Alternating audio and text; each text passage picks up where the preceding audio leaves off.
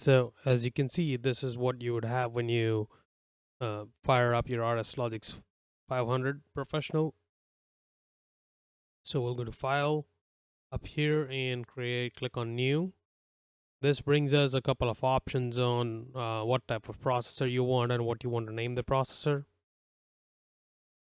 So I'll go ahead and pick a MicroLogix family. Now keep in mind, when we are trying to do a simulation, the RS Simulate would only work with an A series MicroLogix 1400. So the B and B Enhanced does not work with that. But what you guys can do is you can develop your program in A and then switch it to B or B Enhanced when you want to do a download. That way, until you don't have a PLC, you can keep on programming it. As far as the name goes, this is where you would name the processor. We'll name it a test 1 and click on OK. And that's how easy it is to create a program in RS Logix 500 Pro. Now we want to add a couple of lines of a couple of rungs here, so we'll go in depth for everything like that. But I'm just gonna hover over here, bring a normally open contact, and bring a coil at the end. And as far as the addressing goes, we're not commenting anything right now. I just want something in place.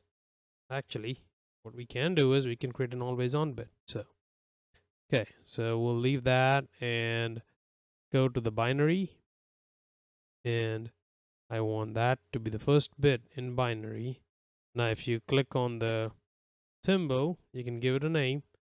So I want always on as a symbol. So I want underscore. I don't think you can have a space. It always forces you to have an underscore. So okay, that's how easy it is to create a program. Now if you see there is an E in front of it, means it's not built. So when you come up here, there are two check marks. You can verify the file or you can verify the project.